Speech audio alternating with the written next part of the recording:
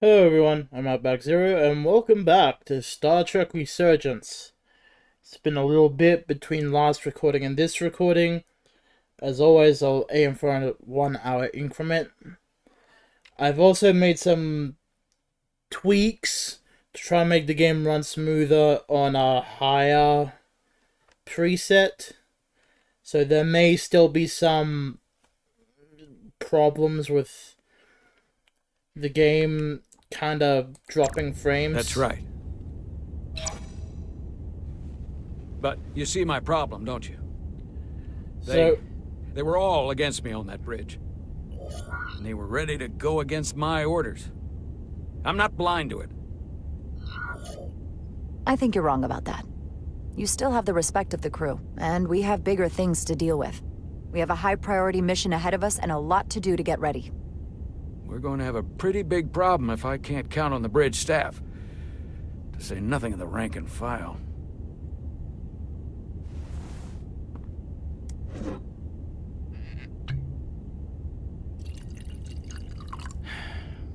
Oh. Drink? Sure. Sure.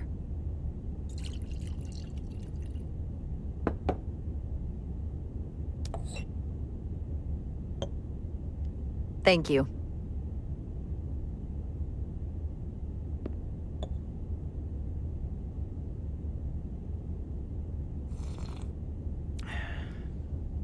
Your predecessor, Commander Sutherland, is missed. But for all the adoration of the crew, including the senior staff, I just couldn't rely on him. He would question, undermine me in front of the crew. I sometimes think they still hear his voice. That sort of thing is a way of lingering. And you can't argue with a ghost. I'm not Commander Sutherland. I'm not saying we won't have our disagreements. In fact, I'm sure we will. But I'm also sure they will be different disagreements than you had in the past. And perhaps that change will be enough. Now, this won't be easy. But I'm glad I have you here with me. Glad to be here, Captain. Now, the reason why I put off And doing this recording for so long final Starfleet is clearance because I've had a depart. bit of So troubles if you'll fetch Mr. recording. Hermot, we'll knock out the final Specifically details of with any outstanding repairs, and then we'll set out for Hotari. The Yes, sir. previous recording for Part 2, Corrupting.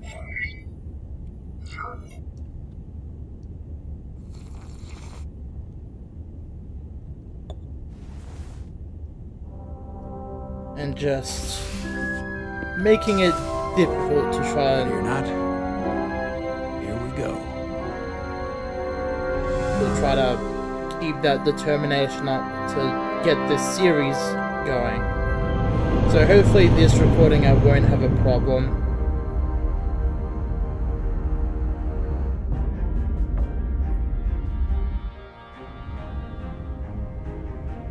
And I'll try to keep up.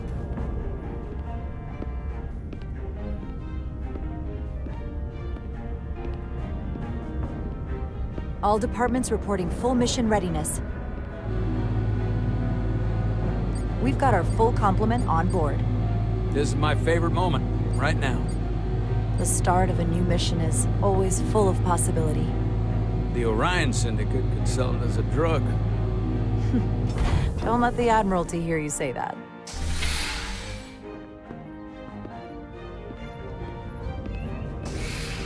Captain on the bridge. Because the panning doesn't feel Sit, too everyone. great, specifically, but You it's all know, at least reasonably not big on smooth enough speeches. where We're embarking on the first mission since our refit. it's Let's make it a good one. doable. Disengage docking clamps.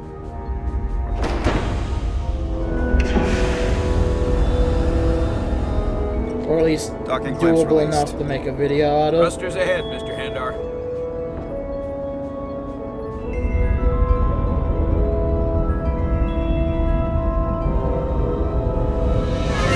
You see like the shutters between like scene changes, which I think if Dramatic Labs focused on fixing those troubles, if they do make another game, that would help immensely. But small transitions like that, where you see the camera pan and stuff like that, that's fine. That generally works. It's just sudden scene frames from one camera angle to another, which That should seem do it. to... Set a course for the Hotari system. Prepare to go to Warp 8. Aye, Captain. You know what? You take this one. Me?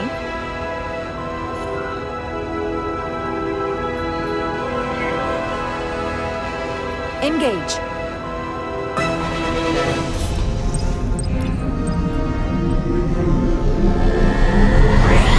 Yeah, would be a decent-ish improvement.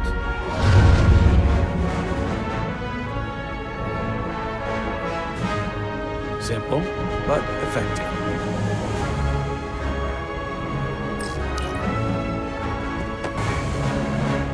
Whoa. Careful. Thank you. I'm fine. Really, You don't look fine. Check the ring.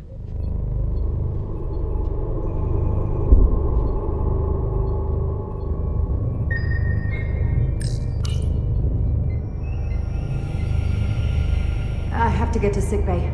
Go.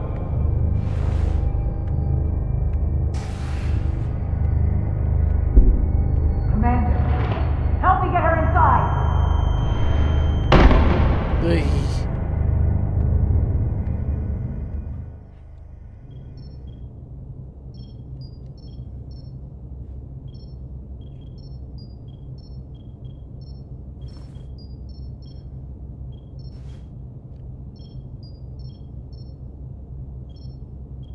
Well, that was quite a scare. A few minutes more and it would have been one of the shortest tenures on record for a first officer. Is that the engineer that was out on the hull? That storm did a real number on him, but he'll live. Just needs rest. You should worry about yourself. Your duridium levels got dangerously low and destabilized your cell structure. This is definitely one of the more memorable first days I can think of. My name is Dr. Aram Duval, Chief Medical Officer. To be honest, I've never met a Kobliad before. You're... Rare. I know. I was going to say special. Your people's numbers have dwindled, despite the Federation's efforts to find a more readily available alternative to the duridium you need to survive. Yet you joined Starfleet, and managed to thrive. I imagine the responsibility must be overwhelming. Maybe even a burden at times. It does make me unique, but it's not a burden at all. I'm honored to be Kobliad, to represent my people. As you should be. And don't worry, I won't treat you like a science experiment. I just do the science and leave the experiments to Solano. You don't agree with his methods? I don't agree with his definition of acceptable risks. Not when the lives of your crew are at stake. My professional opinion is that the accident took a toll. More than he's willing to admit. He's overstressed, operating in the pressure cooker of his own mind. Which is never a good headspace when the lives of your crew are at stake. What concerns me is that now he's even further away from the thing he's been chasing his entire career. Breakthrough discovery. The major innovation. Something he can put his name on. I hear you. But that's my job, isn't it? To make sure that doesn't happen. And we don't lose sight of the bigger picture. Which is exactly why I'm so glad you're here. We need you now more than ever. I have to admit, I was concerned when I heard what happened on the bridge. Hold on. You. Pressed by Jara's sense of responsibility to the crew, but would be rather see her thinking independently rather than follow the captain's order. Whoops. You just followed Solano's orders despite having better options in front of you. I guess word travels fast around here. It's a small ship, and everyone's curious about the new XO. Fortunately, your cell structure is almost completely stabilized. And I'll spare us both the lecture, but I do feel it's my responsibility to remind you, without regular infusions of duridium, you will not live. It's as simple as that. Understood. Then, my work here is done.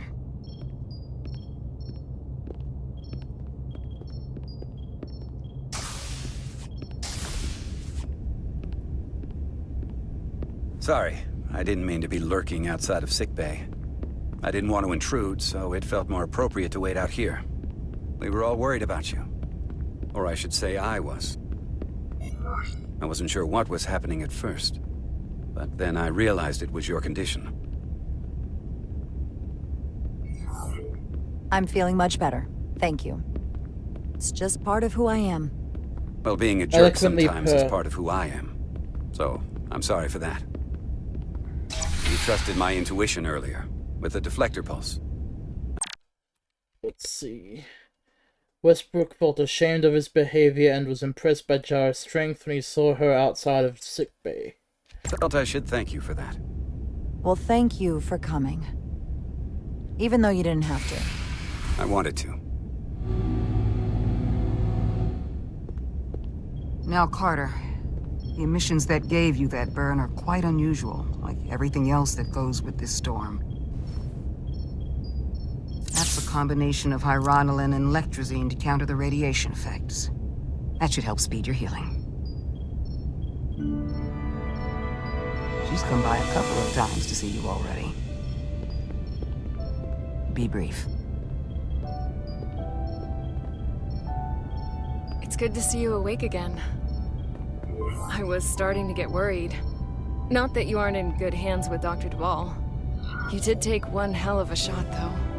Ah, come on. You know you can't get rid of me that easy. Don't push me, Diaz. You do not want to see me try. No, nope. I am not getting on your bad side. I am a formidable enemy. Millie was looking in on you too, by the way. But since it's just us right now, I had a chance to think about this while I was away. And I thought it was important that I just come out and tell you. Instead of tiptoeing around it. Or worse, leaving it unsaid. Now, this is just a guess, but you like me. Is that what this is? How'd you know? Must have been pretty obvious. Yeah. Which is funny because it kind of came out of nowhere for me at first. Well, you know, I was hoping. I guess that makes this a little easier to say. We've been really good friends for a long time. I want to see if there's more between us than just being friends. Sure, go for it. You don't have to explain it. I feel the same way. There is something between us. So, do you want to find out what that something is? Looks like it's gonna It's there storm for you. outside. And it's there for me. Really? Are you kidding me? I just said yes. I wanted to be sure I heard that right. Sorry to interrupt, but the patient needs to rest if he wants to get back to his old self. Of course. I'll see you again soon.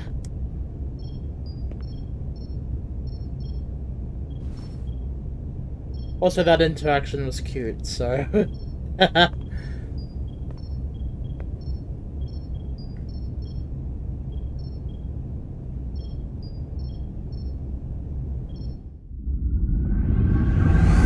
Alright. As a recording... Oh, it's Approaching the gone rendezvous janky. point outside Hotari space. Helm, bring us out of warp. Dropping to impulse. Ionic interference surging, Captain.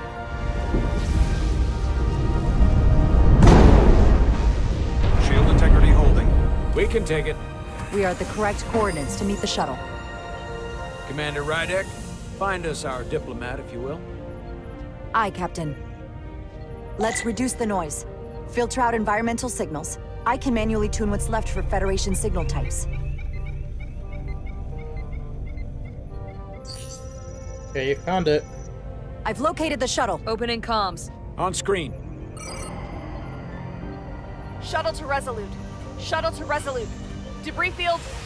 Lost maneuvering. Losing. I can't get it any clearer. We won't get a transporter lock. It's just not happening. Power up the tractor beam. We'll pull them directly into the docking bay. We'll do this the old-fashioned way. Diaz, you good to run the tractor emitter? Yes, sir. Yeah. You sure? You sure? I'm sure. Yes, because a mild burn to my face. Come on, Diaz. First thing, lock onto the shuttle and stabilize the rotation.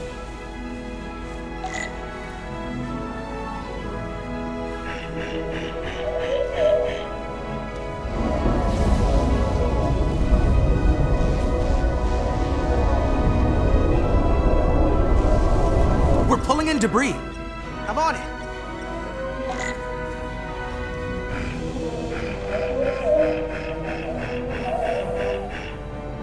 I'm like handling this, but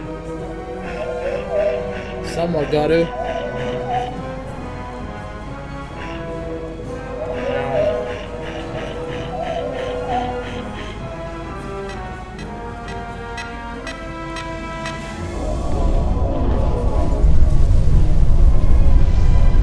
That's gonna take out the shuttle. Here's the bridge.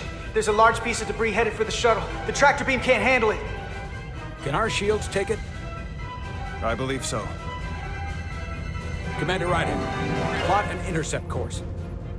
On it.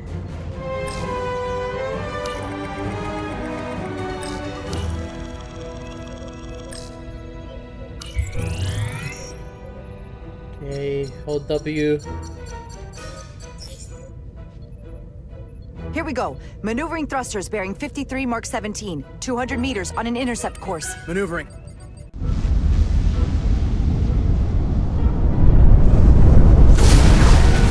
Got it. Whoa! Someone's working hard on the bridge.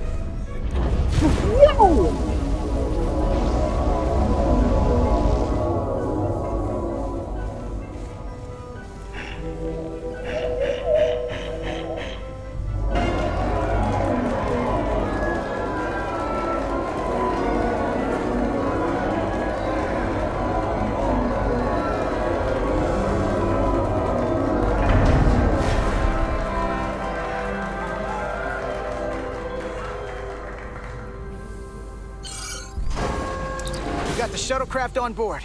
Good job. We're on our way down to meet them.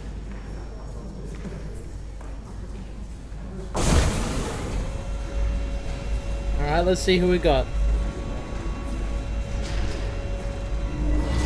Ambassador Terra Spock. firma, so to speak. Ambassador Spock. Even they recognized them.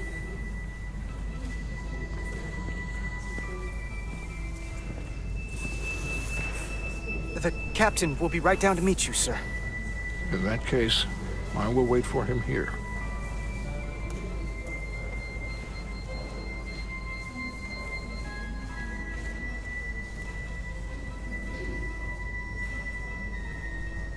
Say something, lad. Well, let me be the first to say, welcome to the Resolute, Ambassador. Thank you, Petty Officer... Carter? Carter Diaz. Sir. I am pleased to meet you, Petty Officer Carter Diaz. Yeah, be brave. I have you to thank for my safe arrival. Your assistance arrived not a moment too soon, if I may say so. All in a day's work, Ambassador. This is what I'm here for. Quite dutifully. We thought we were prepared for our arrival in Hotari space, but it is evident my craft was not sufficiently robust for such intense ionic activity. The storm has been pretty intense. There was an element that was most unusual. Before you came to our aid, our maneuvering thrusters and impulse engines were rendered inoperable. So we attempted a short traversal at warp speed, only to find that we could not achieve warp at all, even though our diagnostics computer showed no faults or anomalies. What do you make of that? When all indications say that warp speed is possible, but in practice, we find it is not. Well, this storm is one of the strangest phenomena we've ever encountered. It's disrupted other systems. Who knows what it might do to a warp drive? Yes, it would seem further investigation is called for. Take readings, run some additional diagnostic checks, and we'll get to the bottom of this. Quite logical, Petty Officer Diaz. Thank you. Well, I mean, Ambassador that's the Spock. logical answer here. Excuse me. If it's an ionic storm, it's bound to I'd fuck like with to get right to it. We're electrical already behind. based equipment, such as a shuttlecraft or a starship. I mean, we saw what the damage it could do to a starship, and that was just a ionic wave. It did some damage, it nearly took out the warp engine with a warp core. So, we know exactly what it can do on the large scale. Imagine what it can do on the Ambassador small Spock, scale. My senior staff.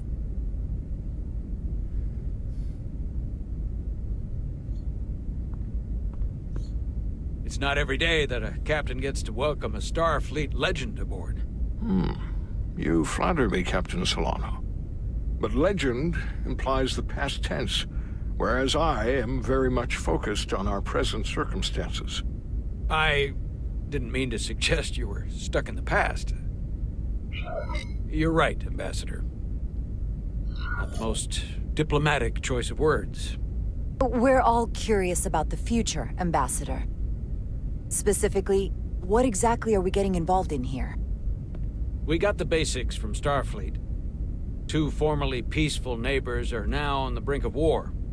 Indeed, and the tension between them grows fiercer by the hour. Alright, let's take a look at them, shall we? Elydia and Hotari. The Elydians are the more advanced species. They made first contact with the Hotari over a century ago. This is Tau, the Hotari moon. It is rich in dilithium, and for decades, the Hotari and the Elydians have shared a mining operation there. The Elydians provide the technological resources, while the Hotari have served as the labor force. The stability of that arrangement was the source of their peace, until recently. The Hotari have suddenly and forcefully seized control of the mining operations and expelled the Elydians from their system. That is the official story, as told by the Hotari when they requested Federation mediation. But the details remain scant. Communications between all parties have been limited by the ionic interference. Have the Elydians retaliated against the Hotari? Or taken any action against them? Surprisingly, they have not yet responded in kind. They were open to a Federation presence, but it is unlikely the relatively primitive Hotari forces would stand a chance against the Elydian fleet in open war. Left unchecked, this conflict will result in more bloodshed, which is what we are here to prevent. And the dilithium trade hangs in the balance. Clearly, the Hotari have been exploited in this relationship. Maybe we can persuade them peace is the more profitable alternative for everyone. They both profited from the mines. And for the Hotari, something is better than nothing. I mean, I'm Peace seeing is our 2 or objective, after 3. all. That is correct. If we could convince them, it would restore the peace. But we would need the Hotari to accept a difficult compromise. Made all the more difficult by the emotions flaring on both sides, no doubt. Neither the Elydians or the Hotari are members of the Federation, so we can't make them do anything. There is an additional complicating factor I should mention. In the past, the Federation has relied on the Elydians as a source of dilithium.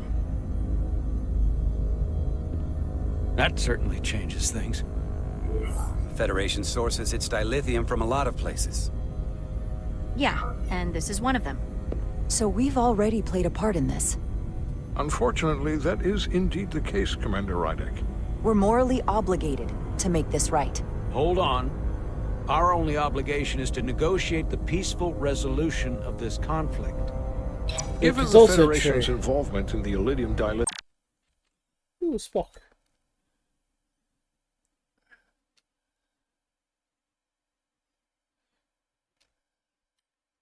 And let's take a look at Carter's real quick.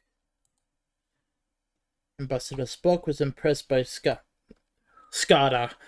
Carter's skills in the use of the tractor beam to rescue his shuttle, and he was struck by Carter's mercy and worth. Captain Solano and I must make every effort to appear neutral in these negotiations. What worries me is if this whole thing unravels, and we're at the mercy of the storm at less than full strength. We can't let it come to that.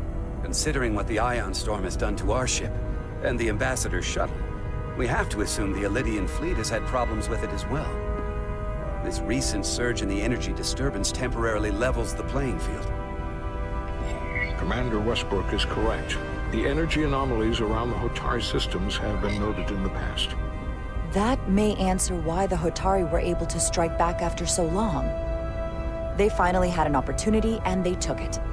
That would also explain the Elydians' restraint. And reason to learn as much about the energy anomaly as we can while we are here. We do not want to be caught at a disadvantage of our own. So I trust we understand our circumstances. We're operating on a strict timetable here, and we're going to be leaving for the negotiations shortly. Commander Westbrook, I want you to leverage our systems to investigate the anomaly from here while we're gone. Aye, Captain. Thank you all. Dismissed. I want to speak to both of you privately.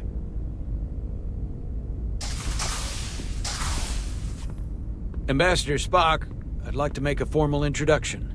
My first officer, Commander Jara Rydek. Commander, as you are aware, there are limits to what Captain Solano and I can do in our official capacity as representatives of the Federation. But someone in an unofficial capacity, your first officer, for example, would not be bound by those restrictions. Commander Rydek could ingratiate herself to certain parties behind the scenes, where they may be more candid in revealing information that could lead to a resolution. She certainly goes her own way. Maybe that helps in this case. I'm honored to be included in the negotiation process. You're not just included, you're instrumental. Well, I hope Commander Rydek will have... Let's take a look.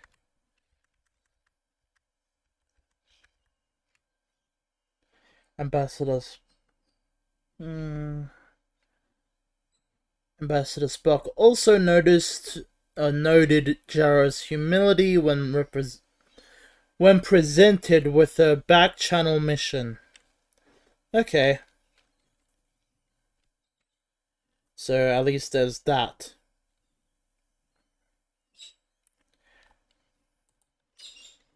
More luck finding out what really happened than we will through official diplomatic channels.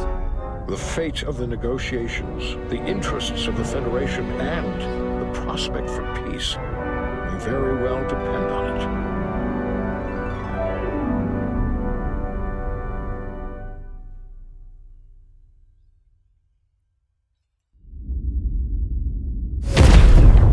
Whoa.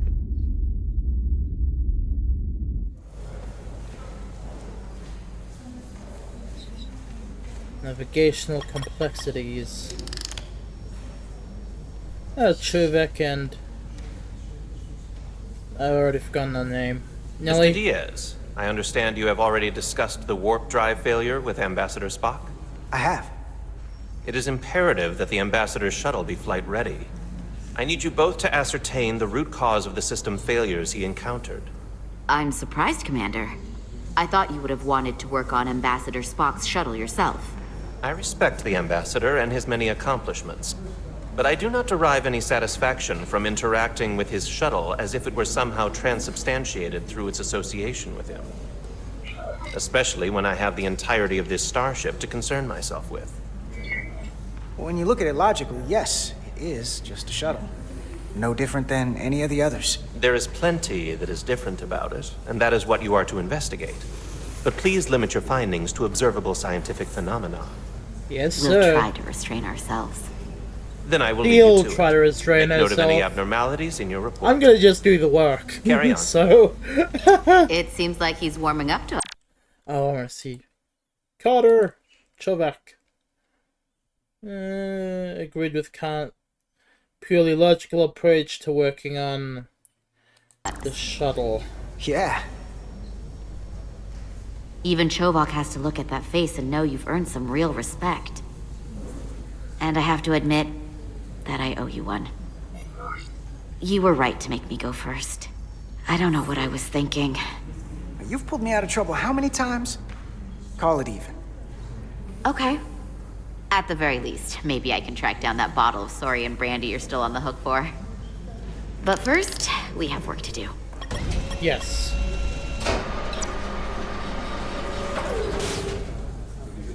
Ready to go? All set. Let's run the diagnostic.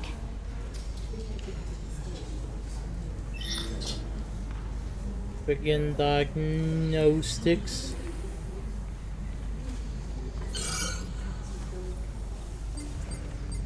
So... I know about your talk with Miranda. You do? She sent me a Priority 1 dispatch right after your conversation. I'm happy for you. Both of you. Thanks. But I'm only going to tell you this once. Don't screw this up. Because I would be very unhappy if you tried this out and then, I don't know, 6 weeks or 6 days later, I have to start splitting holidays between the two of you. All because things went south and you're not on speaking terms. That just isn't gonna work for me. You really don't believe in me, huh? It's not you. Or her. Just running the numbers, and things don't work out more often than they do. I like my friends, and I like our group. I don't want to lose that. Fair. Is that thing done? Yeah, it's wrapping up. Let's see. The relays along the primary EPS are blown. The backup relays are all intact. An EPS overload from the warp drive could cause that. But how did the shuttle end up dead in the water? Huh. Well, maybe the ship's data recorder can tell us something. Data recorder.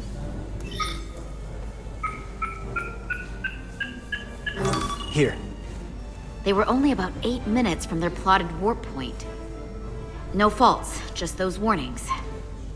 What are they?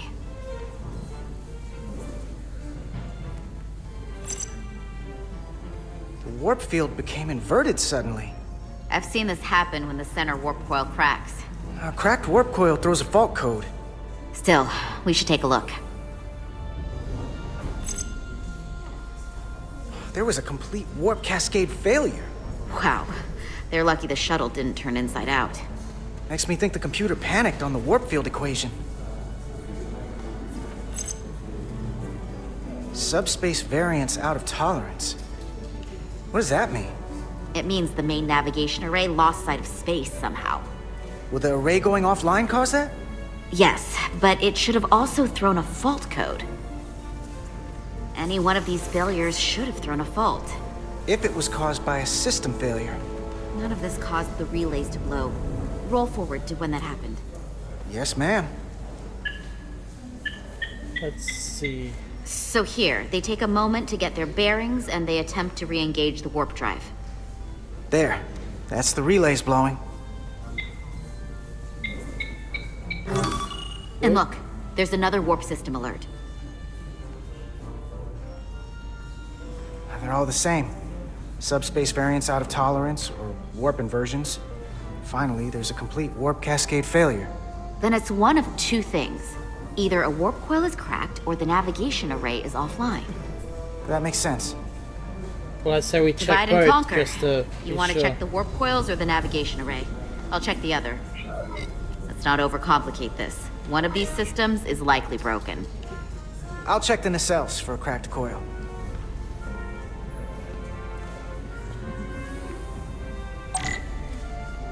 Oh. Oh, yeah.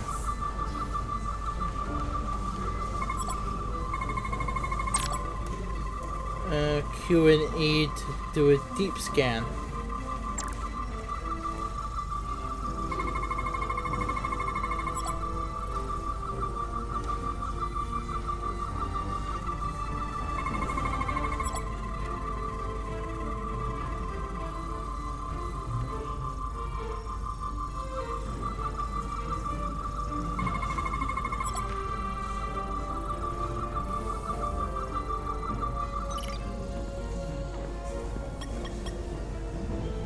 checked every coil on the port nacelle for imbalances. If any coil in either engine were cracked, I would have detected it. So, it must be the navigation array. Except it's not. Checked and double-checked. Well, the readings don't lie. Here comes the security detail for the way team.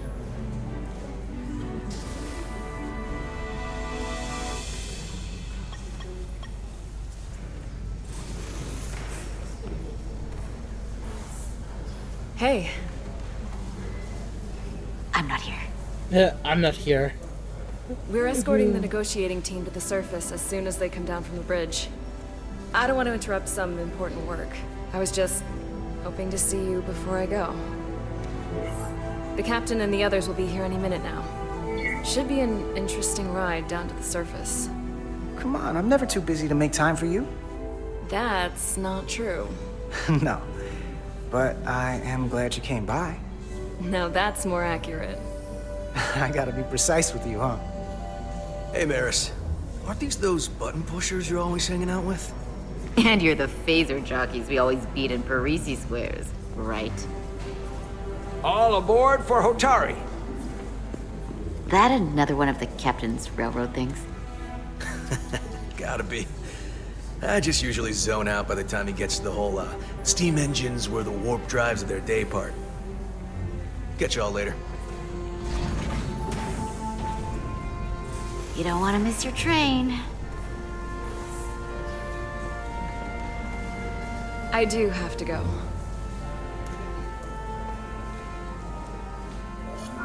Not gonna lie. Do I do it? Yes. Do it. I'd rather not leave right now.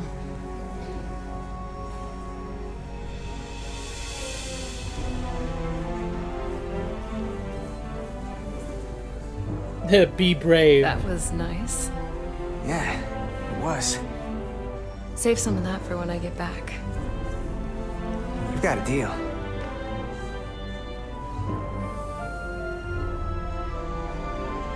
Be seeing you.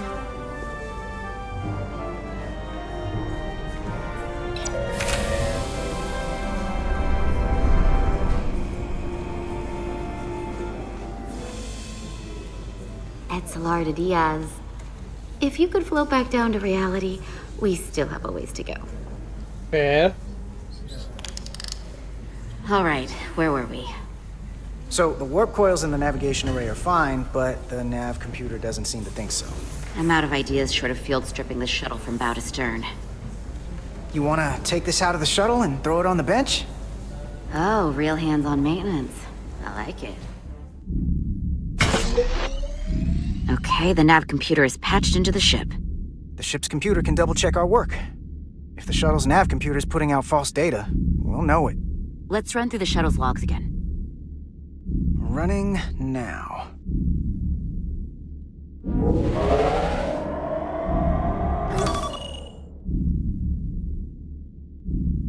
Same. Warp field inversion and a cascade failure. However, the Resolute computer doesn't show the same subspace variance. We're in the same conditions that the shuttle was in when it failed. Why wouldn't the ship's computer get a matching result? What if the subspace variance was a momentary occurrence? That's a possibility, and it would explain why the simulation under our current sensor readings failed to reproduce the issue. But a subspace anomaly strong enough to cause a warp field collapse would leave graviton ripples for days. Let's run with the momentary subspace variance theory for now. Roll forward to the shuttle's attempt to re-engage the warp drive. We need the conditions of space around the shuttle at the moment of warp failure. Resuming simulation.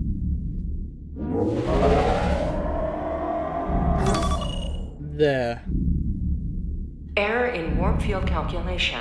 Cochrane formula variables are out of range. That right there. Take the shuttle sensor data from that moment. Computer, why did the warp field calculation fail? Warp field pressure returned non-orthogonal. Results are undefined. That doesn't help.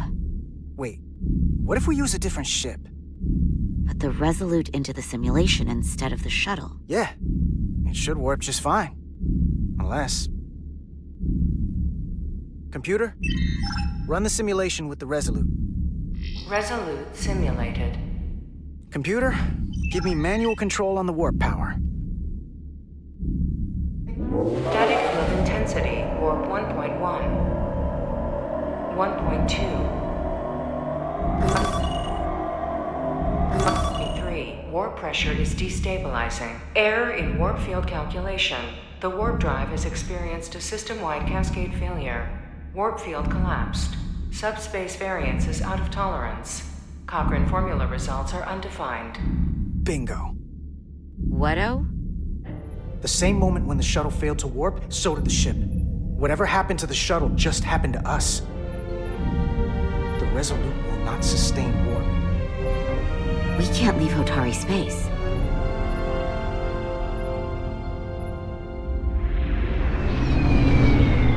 We'll have to inform Chovak, of course.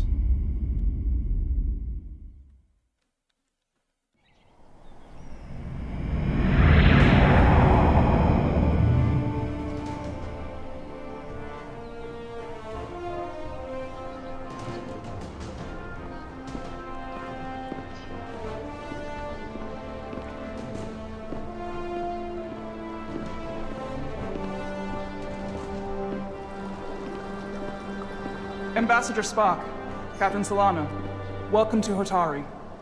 We are honored you have come. My name is Tylos Altaris, Minister of Diplomatic Affairs. The honor is ours, and this is Commander Jara Rydick, first officer aboard the USS Resolute.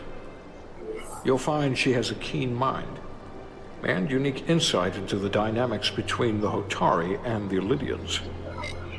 We are honored to be here, as representatives of the Federation. I'm so glad. These must be the representatives of the mighty Federation. The reigning authority in the galaxy. Or so we've been led to believe. Whether that's true or not remains to be seen. But, either way, we're grateful you've made the time to come to our little corner of the universe. And you are? Smell This is rain, Galvin, sorry. and this is I keep Citron, looking out the window. The heroes of the revolt in the mines.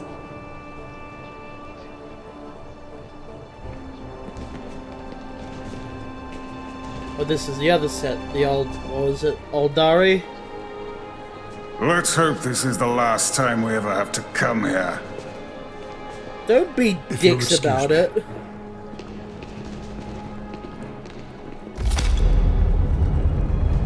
Oh, sick. I think we're about to begin. Stone doors! Stone moving doors!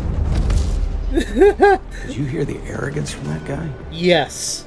I hated I it. don't know what we're walking into here. But that guy was something.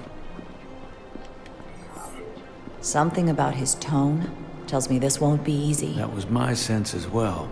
I doubt he speaks for all of Hotari, so I would urge patience until we speak with their queen.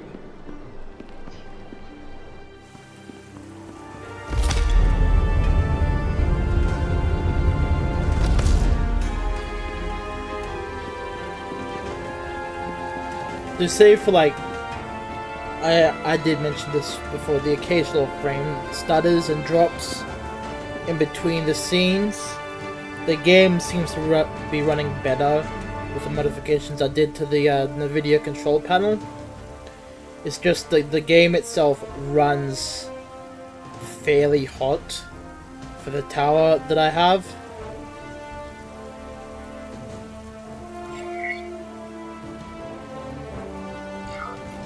One. Show respect, you know?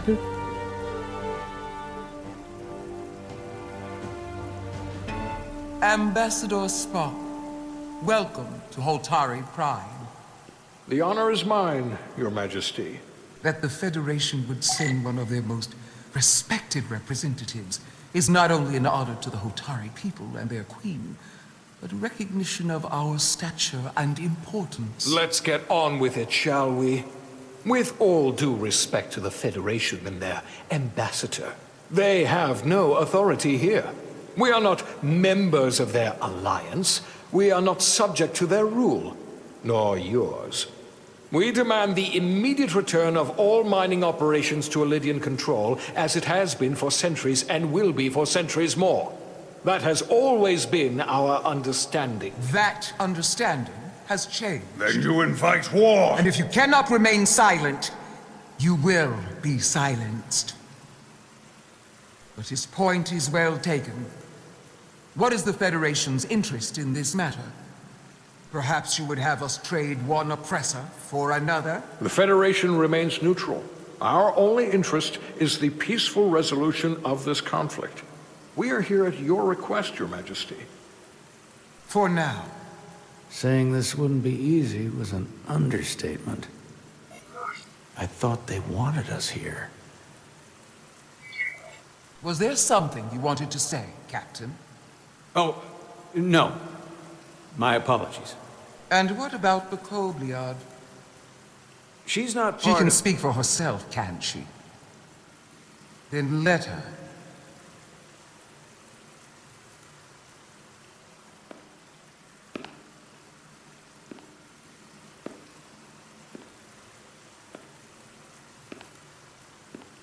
Let's try not to incite war here, shall we?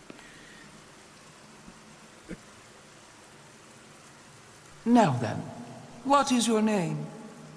Commander Jara Rydek, Your Majesty. Being a Kobliad, you would know better than anyone. Your people suffered brutal treatment at the hands of the Cardassians. Their injustice towards the Kobliad is as unimaginable as it is unforgivable.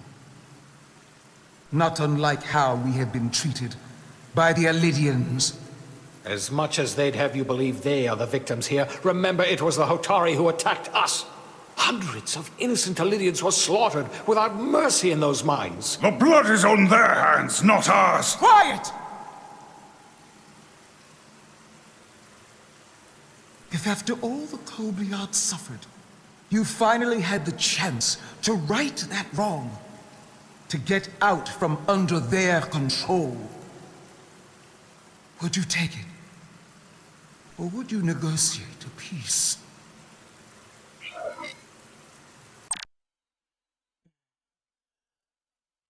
I want to say I can't speculate on that. Primarily because there are large portions of my mind that do not remember the events of Next Generation.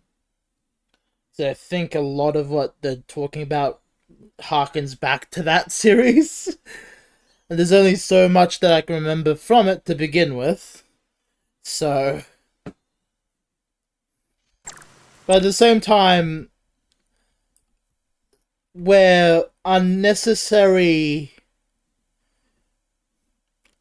To avoid unnecessary bloodshed, I would likely try to find a new way to make peace where applicable. I mean, if we have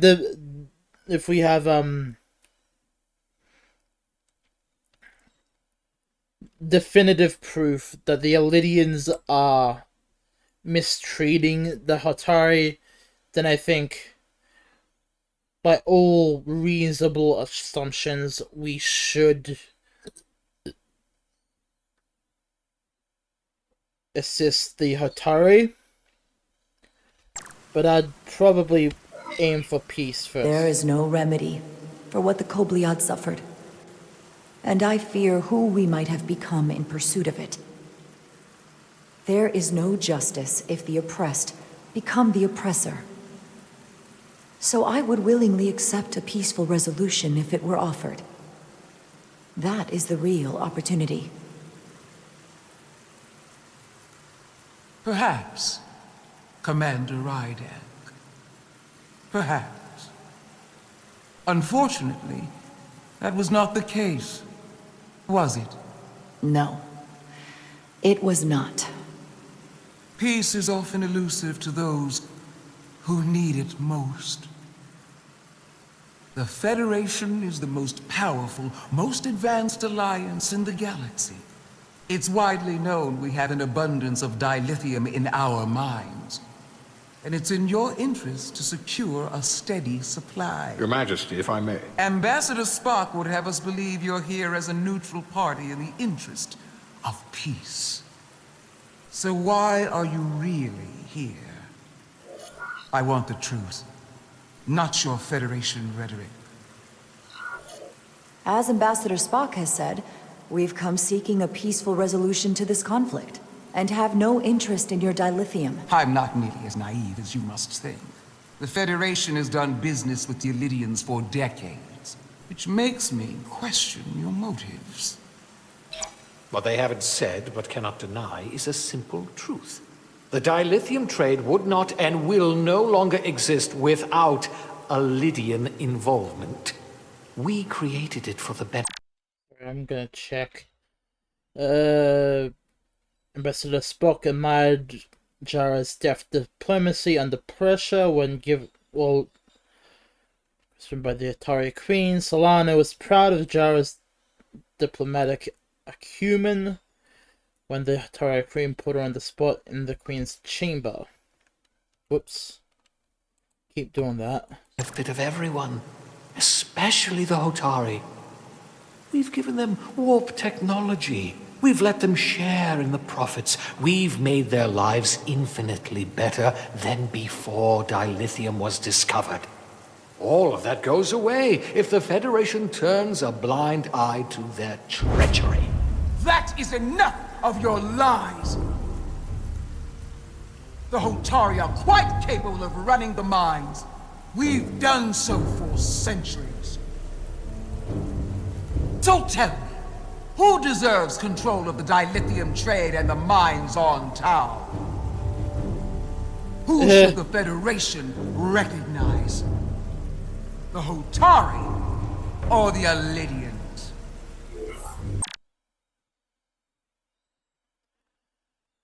Again, this is harkening back to my previous point here. I want to say we don't have definitive proof that the Illyrians are mistreating the Hotari. If we had visual proof behind it, then yeah, I'd support the Hotari. But the way that they've portrayed themselves so far is that they're the aggressive force behind this, while knowing that they could have been exploited because of their, well, effectively uplifting into warp society. So I can't definitively choose one or the other because both are just, I don't know, just not as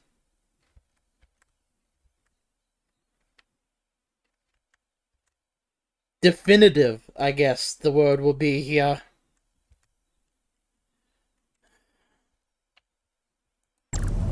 For all intents and purposes, Only be one or the other, not both. If there can only be one, then it would be in the best interest of all involved if the Illyrians resumed operation of the mines. And that is why we should not trust our fate to the Federation. She speaks sense. You do well to listen to her. And you do well to hold your tongue. We will take back our minds by any means necessary. Then you will see more blood spilled. I am more than willing to address your concerns, Your Majesty. Yours as well, Representative. But I suggest we could have a more productive conversation with a smaller group. Perhaps only the most essential representatives. Thank you, Spock, for stepping in. I would agree, Ambassador Spock.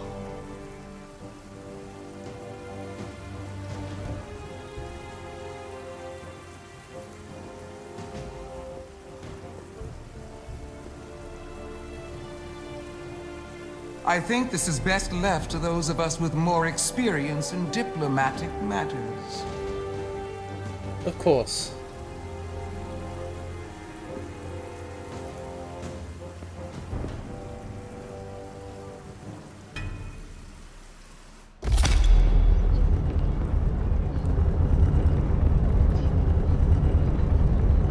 Spock and I will cover everything on the diplomatic front. You make nice with the locals and see if you can get some answers. We need to find out why the Hotari are so willing to risk war. What happened in those mines?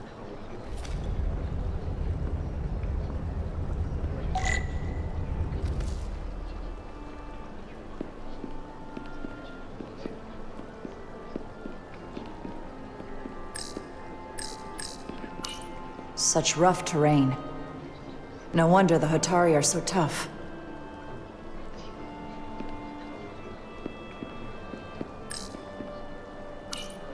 Commander, after hearing so much about the Federation's sense of fairness and justice, I was surprised that you sided with the Illidians.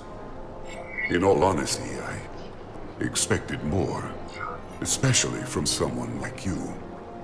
Even though the Illidians should retain control, the Hotari have an equal claim and should share in the profits, as partners. I'm afraid it's too late for that.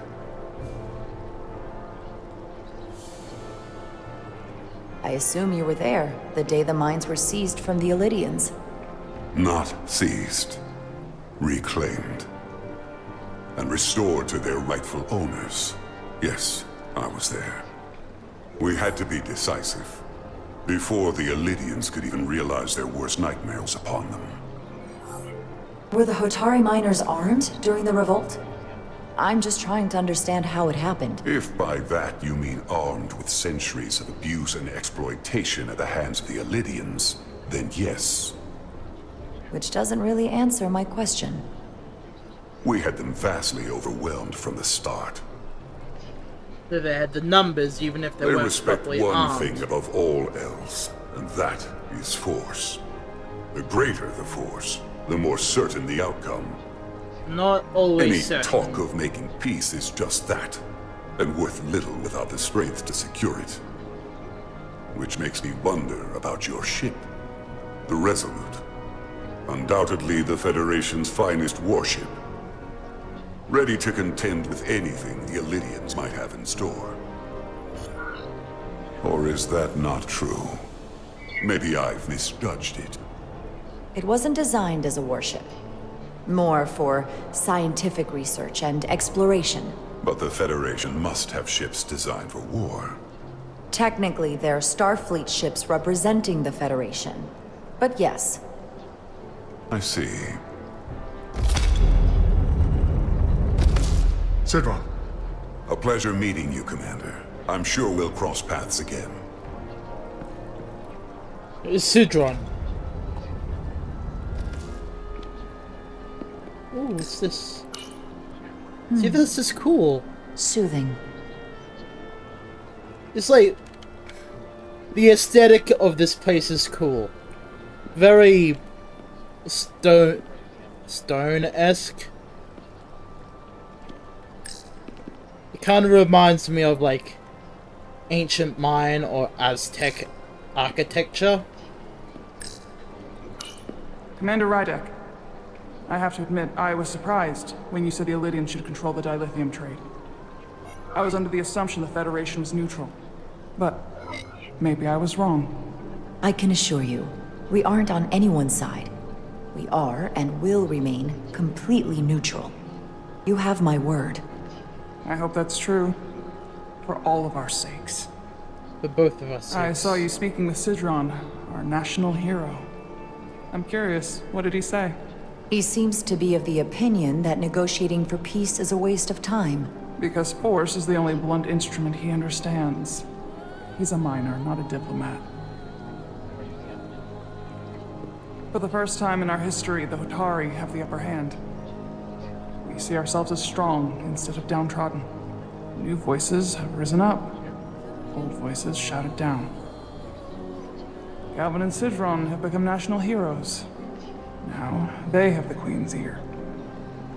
Better or worse, depending on your perspective. I get the sense you don't exactly trust them. I don't trust their instincts, which are leading us to war. My fear has been that the Illidians will launch an attack and crush us. You've seen their starship, no doubt. They could have retaken the mines whenever they wanted to, but it never happened. And as strange as this may sound, I'd almost say they're afraid. I just don't know what they're afraid of. It's still the same bluster and bravado you would expect from them. But it has no teeth. Like they're afraid of what might happen. Because of what happened in the mines. Is it Galvin they're afraid of? It's entirely possible, but I don't know for sure. Whatever Galvin is doing in those mines is turning everything upside down, but no one knows exactly what's happening.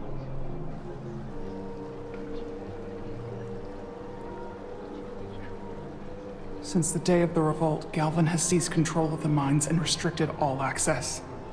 No one's allowed without his personal authorization. And they've taken over a section of the palace with just as much secrecy and security.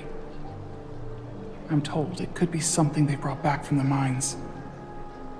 I've made inquiries, but everyone pretends it doesn't exist. I strongly suspect they're hiding something. Who? Why would they do that? I don't know. But that's what concerns me.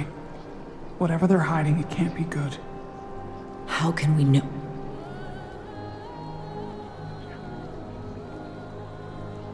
I'd better see what's happening. I better see. Do you think you can find out what they're hiding? I need to see proof of something before I can make my case to the Federation. I can try, but even if I found it, I might not know what to make of it. Take this. You can use it to capture whatever you find, and then send it to me.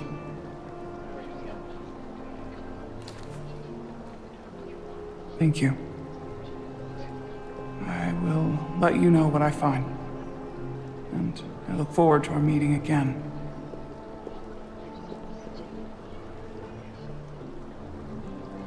Sorry, I don't mean to bother you, but I couldn't help but notice you were speaking with the Hotari this whole time.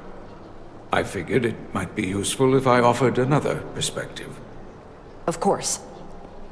I have to say, I fully expected you to side with the Hotari, but obviously the Federation wants a steady supply of dilithium, something only we can offer.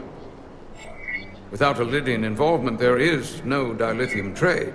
Left to the Hotari, it would be nothing short of a disaster. We're not on either side.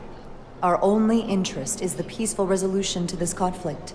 We'll keep As telling is them that. ours. Of course, the question is, at what price?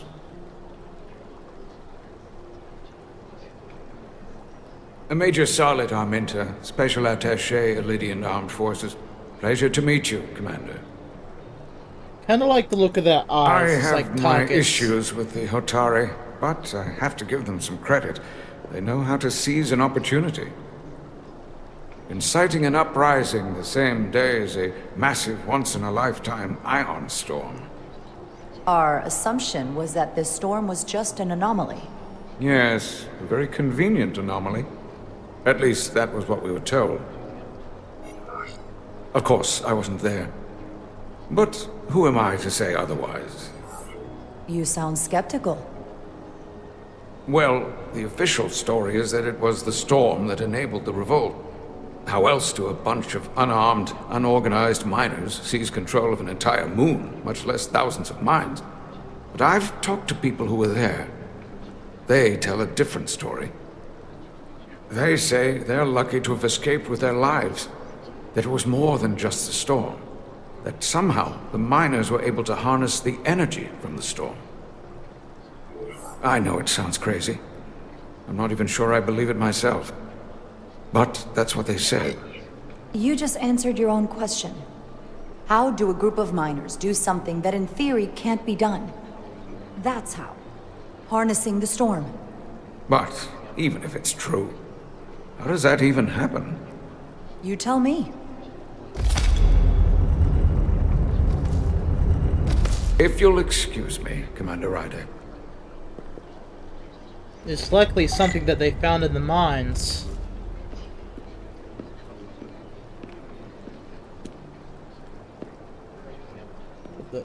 Sorry, I thought I saw an interactable on that door.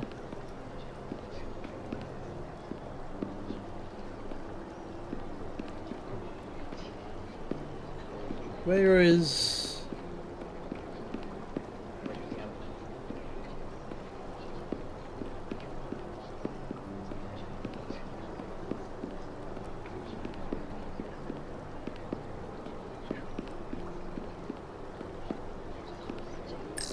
Oh, Benna. So that's what popped up on my article briefly. They seem proud of their culture. Pride can lead to rash action.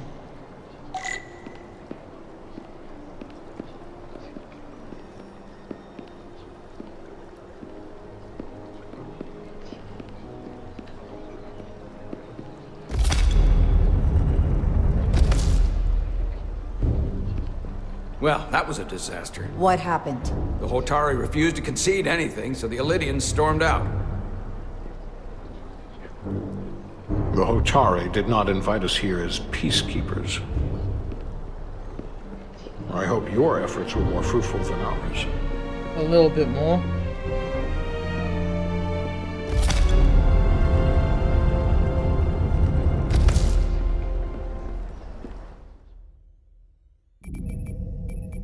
Okay, how far along are we? A little over an hour. So what I'm gonna do is I'm gonna leave it here, because I don't want to risk any more than over an hour, given my previous troubles with recording this game. So, if you made it to the end of the video, thank you so much for staying a while, relaxing, and hopefully enjoying.